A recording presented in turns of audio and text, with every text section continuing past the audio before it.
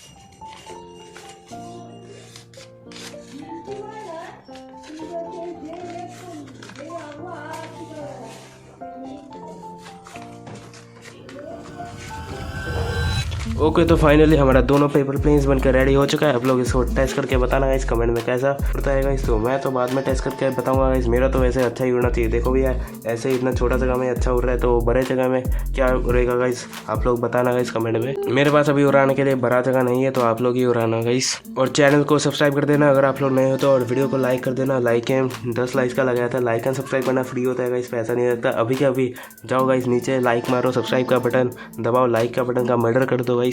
और अगर आप लोग एक और पेपर प्लेन बनाना चाहते हो तो इस वीडियो को जरूर देखना एंड बाय बाय। खत्म, बाय बाय, टाटा, गुड बाय, गया।